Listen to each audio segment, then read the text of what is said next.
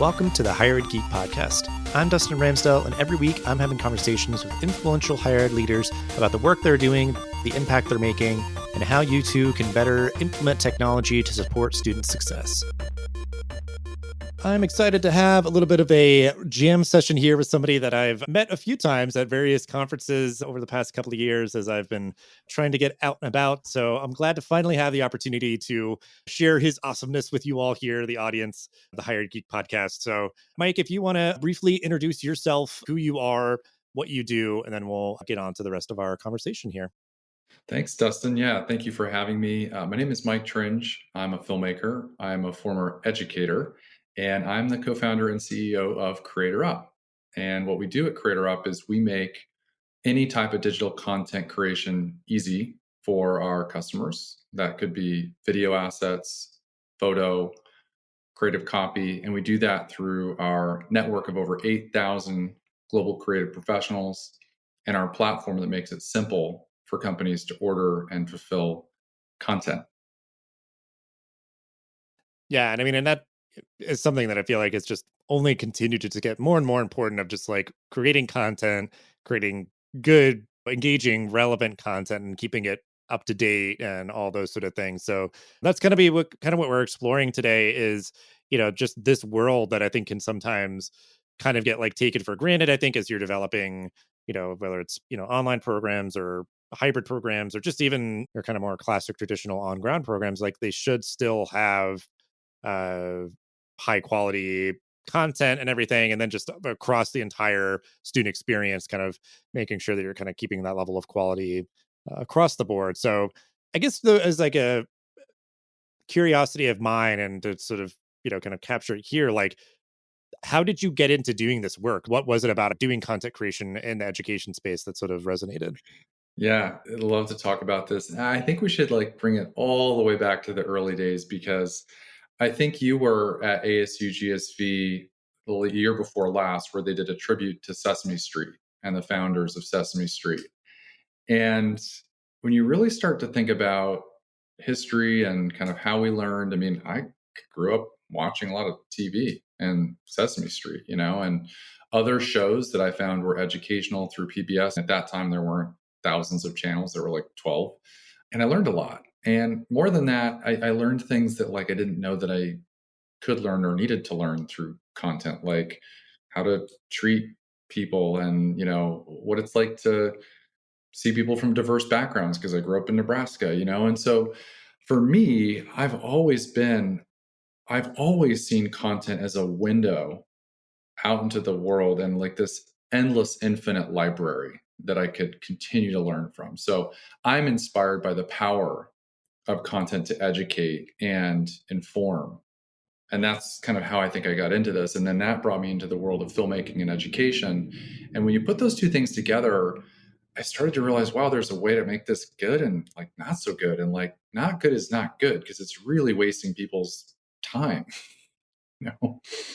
Well, I think especially in higher education, like the sort of cost equation that people are sort of interfacing with is so much more explicit versus K through 12. It's sort of, implicit where it's like, yes, our tax dollars are paying for this somehow, some way, like all that versus, okay, I'm paying this much for every credit, for every course, for every semester. So like every week you could kind of break it down if it's like any of those sort of just analyses that students are doing, like if they feel like, yeah, their time's being wasted and all that, like that's just that relevancy kind of quagmire that institutions are grappling with of like, how do they sort of evolve themselves to be more relevant, more engaging for students so that, the student who, is investing all this time and money into this experience is getting what they're, sort of hoping out of it and everything. Yeah. And I think and maybe if you can kind of speak to this, because I think there's sort of an interesting wrinkle to, building stuff within the kind of the education space is you're still kind of working within a sandbox with sort of limits and sort of like, okay, the video should only maybe be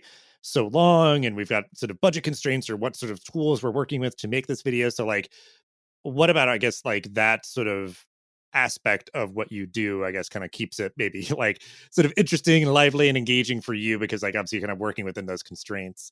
That's a perfect question. I love constraints. To me, constraints are the germ of something great because I mean, when we started, our first class in film school was filmmaking 101, and there was no audio dialogue, no dialogue allowed. We had to tell the story with just pictures. And further to that, like we had a really limited amount of time to do it and resources. And so when you start to put those constraints on now, you might automatically think, well, whatever you create is going to be bad because it won't, you won't have had the time to do it correctly. But that's actually not the case. So it's like, how do you work within these parameters to do something interesting and do something that's relevant to your audience? So I think we're living at a really exciting time. And then beyond that, I just think we should start getting this out there right away. Generative AI is removing a lot of those constraints in ways that are like insane and astronomical. And how are we leveraging that and tackling that in a way that feels even doable? Because the limitless is almost as paralyzing as the limit, right? And so, how do we bring this together in a way that makes things that you and I care about and that helps students learn? Yeah, yeah, it's really interesting because I think I've just listened to other podcasts lately that have sort of like gotten to that point. Is that like that is sort of the like sort of bifurcation that we're in right now is sort of like the human creativity that sort of thrives with sort of constraints and you kind of get a sandbox to play in versus the limitless idea of AI. And that, like even then, like it's not even close right now to producing anything that's like consistently of the quality that I think most people would be looking for. If it's like making certain image like with like different prompts, people are like, oh, this looks pretty good, but for some reason I have like three hands or something. And it's just like that obviously wouldn't happen like if a human being was just kind of interacting in the mix here. But AI is still so kind of, you know, young, it's almost it's the idea where it's like it's a novelty. Like it's kind of a fun thing to play around with and maybe you can get something cool out of it. But if you are, especially like thinking in this context, like if you're trying to produce effective learning environments or just engaging sort of supportive campus environments, it's like you're going to need sort of that human hand to create sort of the the quality or sort of the warmth or sort of the just kind of produce something that achieves the outcomes that you're looking for. I think that's right. And just to bring it back to our model, I mean, we believe that the blending of a human network of professionals who are trained around how to do this or that, plus the tools, can actually produce content that is usable and useful. And I think as people start to become versed in these skills associated with AI and AI leveraging and content creation, it will be no different than the revolution of the social media platforms and DIY related content, with the exception that instead of just distribution freedom, you now have content creation accessibility because Adobe Premiere and the other softwares that are out there, even TikTok, there's an element of complexity to them that a professor might question, right? Can I do this quickly? Can I make something that my student cares about? That's changing a little bit.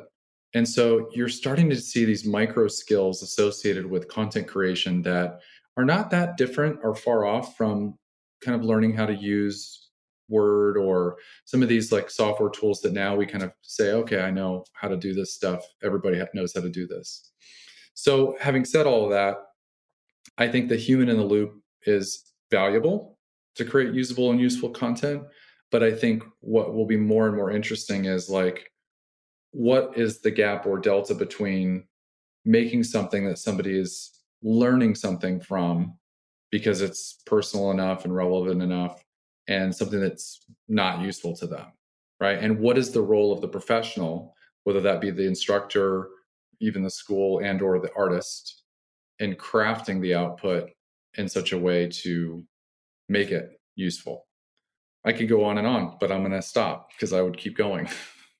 Yeah, no, I mean, this is great stuff because I think it gets to kind of a core premise of like what I've been kind of exploring a lot and like, moderating panel discussions and presenting myself or just writing about is this kind of, you know, hybrid digital first sort of mindset that I think a lot of institutional leaders are kind of navigating where, it's sort of a reality that kind of has to be accepted is like, okay, like, the hybrid future and frontier is here, we're sort of kind of passing this Rubicon and whatnot, but that you have to figure out how these tools and things can kind of augment your work. Like it's going to, and if it does replace anything, it's replacing rudimentary or sort of inefficient things. So if it's like the output, the outcome is still the same, but maybe you can get there more efficiently. Like even just that example of like writing, like you're probably still going to be writing in Word or Google Docs or wherever else, but if you could use something to kind of help you with sort of a prompt or some sort of inspiration or something to help edit your writing, it's like it's just going to get you to a higher quality place quicker that you still could kind of get to on your own, but it's going to maybe be able to uh, analyze your writing in a deeper sense. Because I've been playing around with a lot of tools that do that for writing, where it's highlighting so much of your writing where it's like, oh, this is maybe too many words, maybe you want to shorten this up, maybe you kind of want to put this, like, it's just elevating your spell check and grammar check with more kind of a the AI interface and everything. So yeah, I think that's the idea, where I've seen like stuff with like Photoshop or something else, where it's like you have an image and you're like, well, I kind of want to fill this to be bigger. And like it can kind of generate based on what's in that image to kind of fill it out. And it's like, okay, you could maybe get there on your own, but it's going to be way more efficient and use this other thing. And again, it's still like, where do we want to kind of put the guardrails up to maybe just make it clear, like, hey, this image was augmented by AI, just so you know. Like, the original image is an actual image, like a picture that somebody took, and then they sort of amplified it to be like, look at this sort of computer generated background that this person was in or something or whatever else. So I think that's still something people are determining, is like, do you maybe want to put a little like asterisks on certain things where it's like, oh, this was sort of like created or augmented with AI or something. But yeah, so I think that core premise, maybe I'll sort of follow up with this question, is like, again, that idea of how can we digitally augment the work that higher ed pros and faculty and stuff are doing. How do you see the work that you're doing helping with, like, because I'm trying to just like have this be as succinct as possible, but just with sort of like accessibility, or because I'm thinking of just obviously like you create a high quality video, somebody could watch it 50 times if they need to. They could watch it, you know, a certain portion, the whole thing, slow it down, speed it up, or any of that kind of stuff. Because it's even just a very broad interpretation of accessibility. Is like you get sort of the personalized experience to engage with this content in whatever way is going to be most sort of effective for you. And that, could be closed captioning. Like there's so many different opportunities to be able to sort of deliver something that's more accessible. So I don't know if you can kind of speak to that. Yeah, I mean, I think the good news is, in some ways, like we kind of know what we like in terms of what we're willing to watch and what's helpful to us in terms of learning. I mean, that's what we learned over the last 10 years, right? Is that we like to be stimulated and engaged and interactive and social. So we know a lot about our likes. What I think we don't necessarily know is, how do you build that? And how does generative AI help us to do that in an accessible way? From an education perspective, I just like to provide maybe two of my core thesis statements, kind of going into how do you build that. And one of them is that I believe we're moving towards, in this era, for everybody, not just the next generation, a world in which we're visually communicating as the primary mode of communication. And that's kind of a bold statement. But I do believe that, media and video is the 21st century pen. And to be able to communicate meaningfully with each other across time zones and languages, that visual is a bridge towards doing that.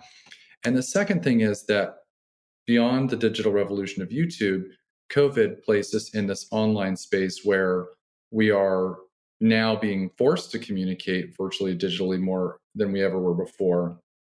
And then generative AI is like, hey, I'm here. Like, I'm here to help you all do that.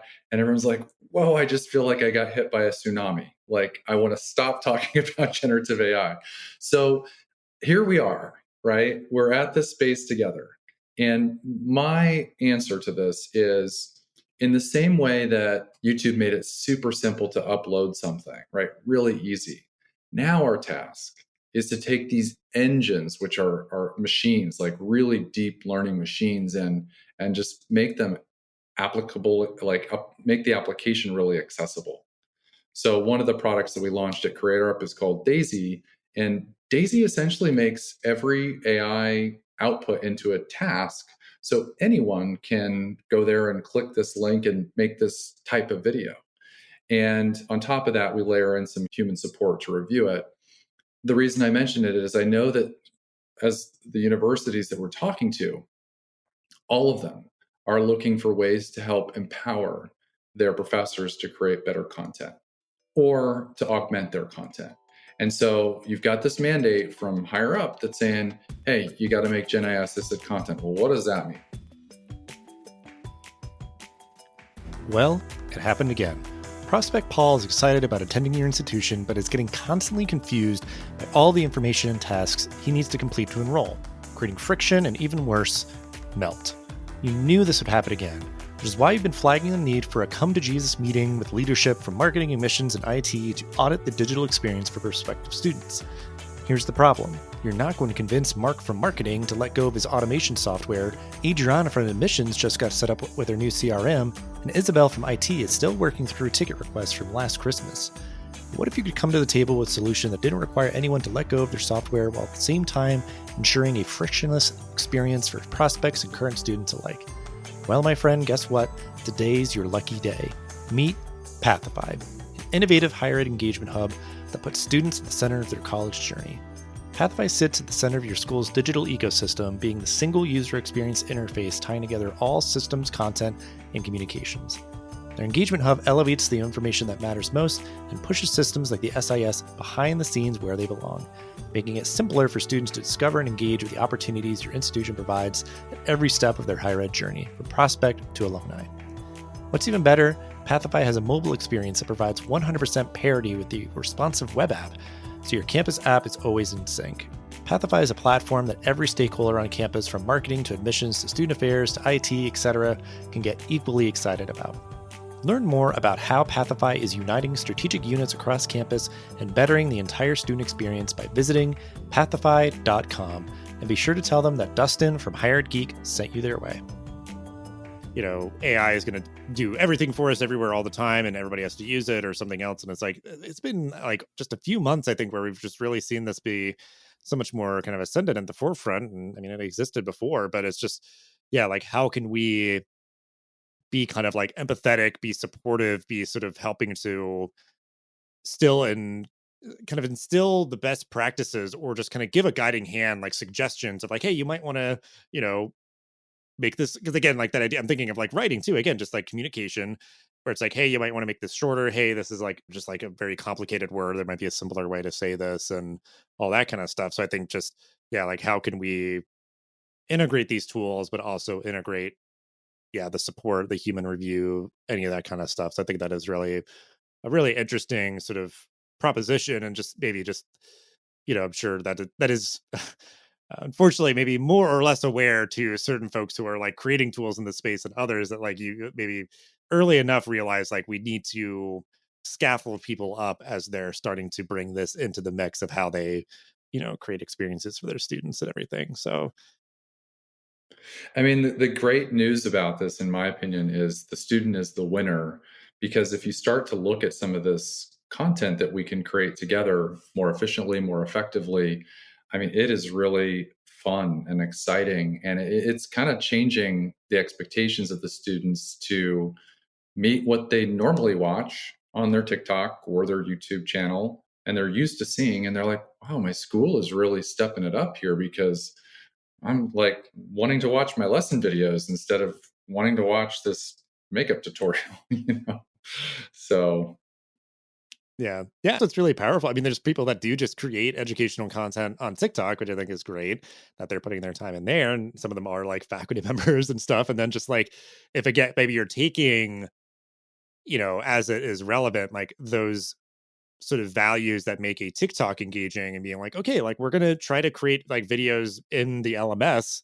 Even just, I mean, even just the premise of doing that, and again, making that as easy as possible for professionals is great. But then, as it makes sense to, it's like, can we maybe just have a little fun with this? Like, can we like try to make this not like, a lecture in 3-minute chunks? Like, it's like, okay, let's do a 3-minute video, but make it a little bit more engaging. Cause like, yeah, I mean, even just in the past few years, I remember in different roles that I've been in where like certain like faculty members or who else were like, yeah, we have an online course, and all it is just text pages in an LMS that people are just coming through. So it's like, okay, it's definitely an upgrade if you're like throwing a couple of videos in there, and even better if like those videos are higher quality and all that, and maybe are they're just able to maybe be And if you want to kind of speak to this, I guess, is the idea of like that you could potentially like maintain them and iterate on them a little bit easier. Because if you're creating them, like if the efficiency is there so much to like create, then hopefully it would still be there to like maintain. Because I know that that's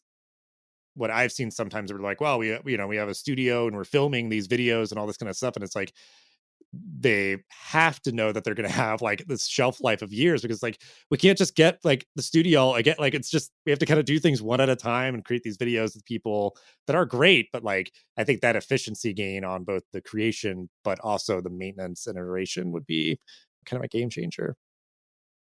In the same way that I would use the words create and build, I would say that edit and amend are equally easier to do, in the way that everyone's like, oh, I just spent so much money on this asset. Now I have to, it's there for 10 years. It's not the way it is anymore.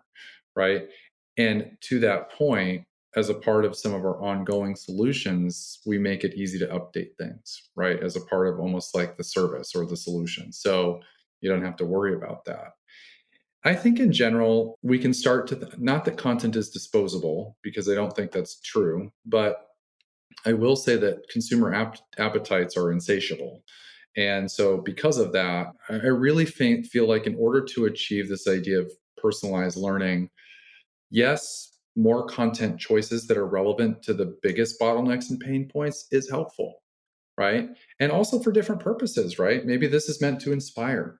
Maybe this is meant to teach something technical. And maybe this is meant to create some community, right? We can start to be a little bit more nuanced with why did we make this in the first place, right? And all of those objectives associated with those different types of content are great, right? YouTube, when they launched their content strategy, this is YouTube 101, because we used to teach this all over the world, is like, our educational content does three things. It inspires people, it keeps them educated on a particular topic, and then it also can educate according to trends, right? So you're getting those different layers of different types of education, and your content strategy reflects that. One is more guided towards community and conversation. One is geared towards, hey, I learned something. And the other is, look what I can do in the world. Look who I can be. Aspirational, inspirational. So I think we should look at some of the things that we've learned over the last 10 years from social media watch and consumption habits, and just apply them to our everyday educational experiences. Because this idea of a wall between academics and skills training, or it's just kind of blending, right? And I think that if companies are going to get on board with this content planning and strategy with educational content faster than schools, you will start to see employers bypass talent training and education, and that will make the higher educational institutions less relevant than they could be if they still need to report on their jobs and outcomes and so forth. If it's liberal arts, all bets are off. But across the rest of the ecosystem, that's how I feel. Yeah, I mean, and that the way that that's kind of resonating with me too is like those three kind of pillars. It's like that could apply in the classroom or out of the classroom. And again, like a lot of students are like developing those skills and their extracurriculars and stuff. And yeah, it can just be like the very broad guidance, because even then of like for I'm learning a new skill, it's like how are we doing? Like there's obviously a lot sort of embedded in those three pillars of like how you teach somebody a new thing. But yeah, like they're just really good three kind of general pillars that like yeah just are so helpful in anchoring any content that you're creating. Yeah. If you think about the media as a teacher, right? If we personify it, like what's the job of a teacher?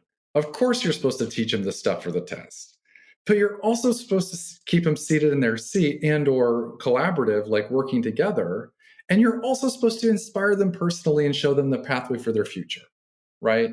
Media should do all of those things because that is the job of the teacher, right? So I feel like the media is the tool that the teacher can use. It's not necessarily a replacement, but now with the teacher being the author, you kind of got to think about your online.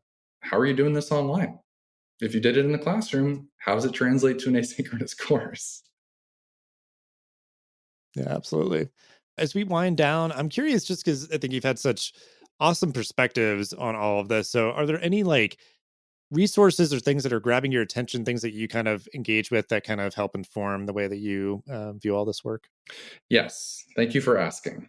There's a wonderful organization called AI EDU, and its objective is to help educate, it's nonprofit, educate education around AI and its applications. So I highly recommend checking out AI EDU. JFF, Jobs for the Future, just launched also an AI incubator. And I think it's worth following along with what they're doing. And I believe they may be coming to a classroom near you to help provide training, education, and there's lots of webinars as well. So I would tune into those two resources because I think in order for media generative AI to become accessible, we really just need to understand some basic things. And those things are not technical. They're really not. They're like, okay, how can this help me to become more productive with sharing my ideas? That's one category. Another idea might be, how do I visualize something using the tools that might be out there, etc. Some of those things are so just, not technical. They're strategic, they're foundational. And having taken English and math, you can study as much as you want around that particular math problem or that particular, writing assignment. But if your grammar's off or you don't understand basic addition, like, there's never going to be a world for you. It's no different to me in this new world of content creation. Yeah, that's awesome stuff to check out. And yeah, I mean, I feel like because we usually do like a final thought or call to action to end, and sometimes there people are just like coming out with the bangers. Like every question, it's just like, oh my god, that's such good stuff. But I'm like, I mean, we always end on it. So if you got another one in your pocket, we will give you the floor here. But if you just have something to kind of summarize, wrap things up, final thought, call to action for folks on this topic of just sort of, bringing together of just, all the awesome insights that you've shared around, content creation for higher education, writ large, whether it's in the classroom or outside of it, just, reflections, anything that you would like to share. Final thought is yours. Yeah, take the pressure off of yourself. I think there's a lot of pressure that instructors and business leaders at educational institutions feel right now. I would encourage you to take the pressure off, and I would encourage you to open it up in a way that feels a little bit more freedom oriented. And the easiest way to do that, as I've seen done at companies and educational institutions, is do a hackathon, like offer a contest, at your school, and or trying new things, like get people together, get a group together to brainstorm and see what you learn and make something and see what you learn. That's it, like have fun, share your ideas. Like this should be a time of joy. This should be a time of celebration. And I fear that it's a time of anxiety and frustration, but we should be celebrating the fact that we can communicate more effectively and more efficiently with our students and vice versa. Yeah, I mean, I love the inclusion of the fun element, and yeah, I mean, even just like for our whole conversation, like the spectrum of like, because you're kind of saying like bring some freedom in it, into it, and not be so sort of like restrictive. Because yeah, like we didn't really talk about it because it doesn't really warrant, I guess, discussion. Because this is kind of the past and the history is like being so restrictive. That idea of like, well, if we film something, it needs to be in a studio, whole professional outfit. And it's like, sure, that can certain things kind of deserve that and warrant that. But like, you know, trying to get to a place where there is a little bit more empowerment for students and faculty and staff and everybody to create the content that's going to help achieve their outcomes and sort of supplement and augment what they're doing. And yeah, like keeping it fun, keeping it engaging, keeping it sort of just relevant in its format and sort of the modality and whatever else. So definitely a really awesome call to action and final thought, and appreciate all that you've shared in this little jam session that we had here. And yeah, just we'll have ways to connect with you and crater up, the work that you all are doing there in the description for the episode. But thanks so much for just jumping in and hanging out and chatting about this.